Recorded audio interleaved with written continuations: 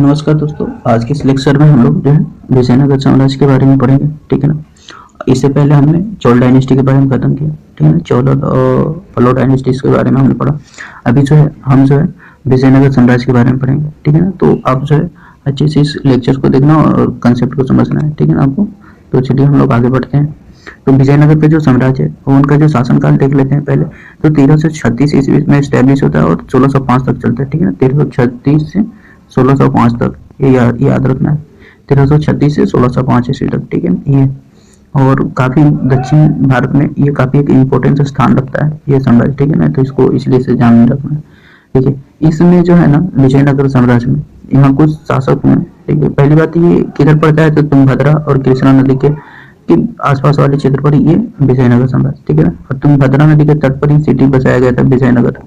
ठीक है ना। तो इसको और काफी एक कारण कि विजयनगर है ना सामरिक दृष्टि से और आर्थिक दृष्टि से काफी महत्वपूर्ण क्षेत्र था ये। तो इसके लिए इसको जानना जरूरी होता है। संगम यहाँ पर कौन कौन से जो है डायनेस्टी अलग मतलब देखिए जो विजयनगर साम्राज्य है ना इन पर ना अलग अलग समय पर अलग अलग डायनेस्टीज पर क्या है शासन किए हुए। तो पहला जो है संगम वंश। ठीक है ना। यहाँ पर संगम वंश शासन रहा। फिर उसके बाद रहा है सालू वंश का। ठीक है। फिर उसके बाद क्या है सालू वंश का। फिर उसके बाद रहा है तुल्लु वंश का। ठीक है। उसके बाद रहा है अरविंदो वंश। ठीक है ना। पहला संगम वंश, थालु वंश, तुल्लु वंश, संगम वंश, सालू वंश, तुल्लु वंश और अरविंदो वंश। और तुल्लु वंश जो है कृष्णदेवराय यहाँ के शासक रहे। कृष्णदेवराय क्या है यहाँ शासक बने। तो आगे जस्ट हम लोग देखते हैं यहाँ जो शासक हुए संगम वंश। ठीक है। तो यहाँ के जो शासक हुए संगम वंश के उनके बारे में हम लोग यहाँ देखते हैं। ठीक है ना। तो पहले जो हरिहर प्रथम। ठीक है। कौन हरिहर प्रथम ये विजयनगर साम्राज्य के क्या थे संस्थापक थे। विजयनगर के संस्थापक कौन थे तो हरिहर प्रथम। ये आपको याद रखना है। हरिहर प्रथम किसके संस्थापक थे विजयनगर के। इन्होंने प्रथम राजधानी एने गोंडी पहले इन्होंने प्रथम राजधानी कहाँ बनाई थी अने गोंडी और द्वितीय राजधानी कहाँ विजयनगर। दूसरी राजधानी कहाँ बनी विजयनगर। पहली राजधानी कहाँ थी इनके अने गोंडी याद रखना। पहली राजधानी अने गोंडी। देखिए संगम वंश में जो हरिहर प्रथम है वो विजयनगर क्या है संस्थापक माने जाते हैं। ठीक है ना। और इन्होंने अपनी जो पहली राजधानी बनाई थी वो अने गोंडी थी और जो अपनी द्वितीय राजधानी इन्होंने बनाई कौन है विजयनगर। ठीक है ना। द्वितीय राजधानी कौन है विजयनगर। और जो बुक्का प्रथम। ठीक है ना। हरिहर प्रथम के बाद क्या आता है बुक्का प्रथम। हरिहर का छोटा भाई ही था। ठीक है ना। हरिहर का छोटा भाई ही था। ठीक है ना। बुक्का प्रथम और चीन से संबंध बनाए। इसने किन से संबंध बनाए चीन से। आपको याद रखना। देखिए हरिहर प्रथम संगम वंश में आते हैं। फिर उसके बाद क्या आते हैं बुक्का। ठीक है ना। बुक्का ये हरिहर का छोटा भाई है और चीन से संबंध बनाए। फिर देवराय प्रथम हिंदुओं और मुस्लिम दोनों के प्रति सहिष्णु थे। देवराय जो प्रथम थे हिंदू और मुस्लिम दोनों के प्रति क्या थे सहिष्णु थे। तो आपको इनको देखना है। ठीक है ना। ये और निकोलस कॉन्टी ने याद रखिए। इन्हीं के समय कौन निकोलस कॉन्टी याद रखिएगा। निकोलस कॉन्टी किसके समय देवराय प्रथम के समय इन्होंने याद रखिएगा। और देवराय द्वितीय ये भी सहिष्णु था। अब अब्द रजाक जो फारस है और नूनीज पुर्तगाल। ठीक है। अब्द रजाक जो फारस है और नूनीज ये पुर्तगाल से दोनों ने इसके समय विजयनगर की यात्रा की। ठीक है। अब्द रजाक और नूनीज अब्द रजाक और नूनीज ये आपको ध्यान रखना है। ठीक है। ये देवराय प्रथम जो है ये अभी हम लोग देख लेते हैं। पहला जो वंश बनता है वो कौन सा संगम वंश। संगम वंश में 4 शासक आपको देखना है कौन सा हरिहर प्रथम जो विजयनगर के संस्थापक माने जाते हैं और अपनी राजधानी पहली जो अनेगोंडी फिर उसके बाद दूसरी राजधानी कहाँ पर विजयनगर। बुक्का प्रथम उन्हीं का छोटा भाई था और चीन से संबंध अपना स्थापित किया। अगला जो होता है तीसरा जो देवराय प्रथम और हिंदू और मुसलमानों के प्रति एकदम सहिष्णु थे। ठीक है ना। और इन्हीं के समय निकोलस कॉन्टी जो क्या इनकी यात्रा यहाँ विजयनगर की यात्रा करते। फिर देवराय द्वितीय के शासनकाल में भी ये भी सहिष्णु थे। और अब्दार रजाक। ठीक है ना। अब्दार रजाक जो फारस के थे और नोनी जो पुर्तगाल के थे उन्होंने इस इनके समय में विजयनगर की यात्रा की थी। ठीक है ना।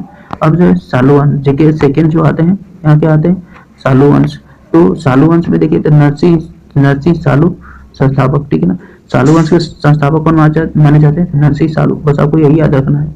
सालू वंश के संस्थापक नरसिंह सालू। ठीक है ना। ये तुलु वंश है तो वीर नरसिंह। ठीक है ना। तुलु वंश जो है जो तुलु डायनेस्टी है वो कौन है वीर नरसिंह इसके संस्थापक माने जाते हैं। कौन वीर नरसिंह इसके संस्थापक माने जाते हैं।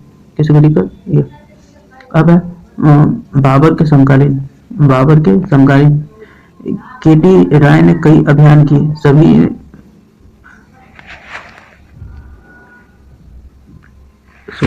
ये तो पहले देखिए सालू वंश के संस्थापक कौन थे? नरसिंह सालू, इसके संस्थापक। फिर आता है अगला जो डायनेस्टी आता है तुलु वंश, ठीक है ना, तुलु वंश। वीर नरसिंह, यहाँ इनके संस्थापक कौन माने जाते हैं? वीर नरसिंह, याद रखिए तुलु डायनेस्टी के संस्थापक वीर नरसिंह। और इसके बाद आते हैं कृष्ण देव राय, जिनका शासन काल रहता है 1509 से 1529। ये इसका याद रखिए, कृष्ण देव राय का शासन काल कौन है? 1509 से 1529, ठीक है ना। बाबर के समकालीन थे, ये बाबर के समकालीन थे। कृष्ण देव राय ने कई अभियान किए और सभी में विजय प्राप्त की। उन्होंने कई सारे अभियान किए और सभी में विजय प्राप्त की। पुर्तगालियों से अच्छे संबंध थे, परिणाम स्वरूप वहाँ घोड़ों का आयात होता था, ठीक है ना। और पुर्तगालियों से क्या थे? अच्छे संबंध थे इनके, इसीलिए वहाँ क्या आता था? घोड़े का आयात होता था, ठीक है। कृष्ण देव राय किसानों का हितैषी थे, ठीक है ना। इसके बारे में आगे हम लोग देखते हैं। किसानों का हितैषी थे, उसने माप सर्वेक्षण कराकर कर लगाया, ठीक है ना। उन्होंने भूमि का माप सर्वेक्षण कराया, फिर उसके बाद कर लगाया। करों में विस्तार, उद्योग पर कर, व्यापार कर चुनी, ठीक है ना, ठीक है ना। करों में विस्तार उन्होंने किया, ठीक है ना। उद्योगों पर कर लगाया और व्यापार पर कर, जिसको चुंगी बोलते हैं, ये उद्योग पर कर, व्यापार, देखिए, जिससे आय बढ़ी और परिणाम स्वरूप संस्कृति का विकास किया। देखिए, उन्होंने भूमि का सर्वेक्षण कराया और वहाँ क्या किया? उस पर टैक्स लगाया। फिर उसके बाद उन्होंने करों को विस्तार किया, उद्योगों पर भी और व्यापार पर भी चुंगी लगाया, ठीक है ना। और उसके बाद इनकी यहाँ का जो है राज्य का जो इनकम था वहाँ बढ़ा, ठीक है। अब आते हैं विद्वानों के संरक्षक। ये विद्वानों के क्या थे? संरक्षक थे, ये भी ध्यान रखना।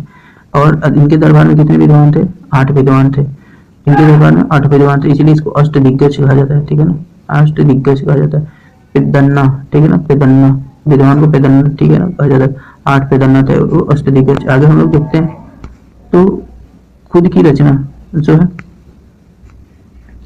जो खुद की जो रचना है अपनी, अमुक्त मलयाद, ठीक है ना, अमुक्त मलयाद, ये तेलुगु में है, ठीक है ना। अमुक्त मलयाद किसमें? तेलुगु में है, इन्होंने की, कृष्ण देव राय ने, अमुक्त मलयाद। फिर है महान निर्माता क्या है? नागलपुर सिटी की स्थापना माता के नाम पर, किसने? नागलपुर सिटी की निर्माता किया, ठीक है ना। नागलपुर सिटी का निर्माण किया अपनी माता के नाम पर।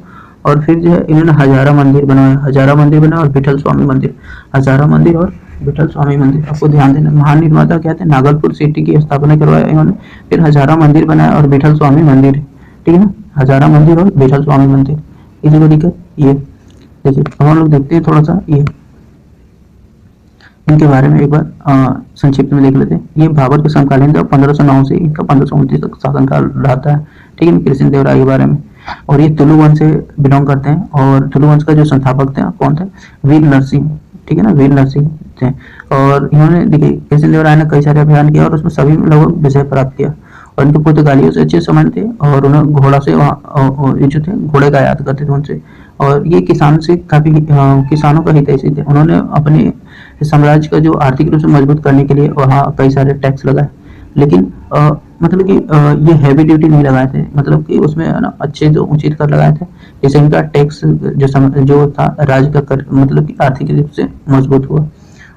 भूमि पर सर्वेक्षण करा और उन पर कर लगाया, और जो उद्योगों पर भी कर लगाया, व्यापार पर भी लगाया, ठीक है। विद्वान के संरक्षण थे, उनके समय अष्ट दिग्गज थे, ठीक है ना, ये जिनमें से एक प्रधान की जानकारी मिलती है, ठीक है ना। खुद की रचना अमुक्त मूल्यवाद में करते हैं और जो तेलुगु में है, ठीक है ना, तेलुगु में लिखा हुआ है। और महान निर्माता उन्होंने नागलपुर सिटी की अपनी माता के नाम पर किया। और हजारा मंदिर और विठल स्वामी मंदिर, ये याद रखना, हजारा मंदिर और विठल स्वामी मंदिर किसने निर्माण करवाया? कृष्ण देव राय ने, इसको याद रखना है। आगे जो आते हैं राम राय, ठीक ना, इसको देख, राम राय तालीकोटा राजसी तंगड़ी, ठीक है, 1565 में तालीकोटा राजसी तंगड़ी, राम राय और वर्सेस अहमदनगर, बीजापुर, गोलकोंडा, बीदर, बरार में, ठीक है ना, ये राम राय मारा गया, ठीक है ना। देखिए तालीकोटा का युद्ध होता है 1565 में, किसका युद्ध होता है? तालीकोटा या राक्षसी तंगड़ी, इसको बोला जाता है। तालीकोटा का युद्ध या राक्षसी तंगड़ी, इसको आपको याद रखना है। तालीकोटा का युद्ध या राक्षसी तंगड़ी, इसमें राम राय वर्सेस अहमदनगर, ठीक है ना, राम राय वर्सेस अहमदनगर, बीजापुर, गोलकोंडा, बीदर, बरार नहीं, इसमें बीजापुर वर्सेस अहमदनगर, सॉरी, राम राय वर्सेस अहमदनगर, बीजापुर, गोलकोंडा, बीदर के बारे में क्या होती है? जानकारी मिलती है इसमें। सॉरी, देखिए राम राय, सॉरी थोड़ा सा मिस्टेक हुई, यहाँ तालीकोटा का जो युद्ध होता है जिसको राक्षसी तांगड़ी के नाम से भी जाना जाता है, कब से हुआ? 1565 ईस्वी में, ठीक है। और राम राय और किन के बीच हुआ? तो अहमदनगर, बीजापुर, गोलकोंडा और बीदर, ठीक है ना, 4 राज्य थे, 4 राज्य मिले थे, अहमदनगर, बीजापुर, गोलकोंडा और बीदर, ठीक है ना, बरार नहीं थे इसमें। और राम राय क्या हुआ? मारे गए इसमें, इसके बाद विजयनगर की शक्ति क्या हो गई, समाप्त हो गई। इसके बाद विजयनगर की शक्ति क्या हो गई, समाप्त हो गई। ये स्ट्रक्चर अब हम लोग देखते हैं। इनका जो प्रशासन था, केंद्र था, प्रांत था, मंडल था, जिला था। वही जो पहले था, प्रांत को यहाँ नयांगार कहा जाता था, ठीक है ना। प्रांत को यहाँ क्या कहा जाता था, नयांगार, ठीक है ना। प्रांत को नयांगार, यहाँ केंद्र थे, प्रांत है, मंडल है, जिला है और ग्राम संघ है। और प्रांत को क्या कहा जाता था, नयांगार। आपको याद रखना है, किसी को दिक्कत। आगे जस्ट हम लोग बढ़ते हैं। और फिर वही ग्राम संघ और ग्राम ग्राम को यहाँ अयंगार कहा जाता था, ठीक है ना। ग्राम को क्या कहा जाता था, अयंगार।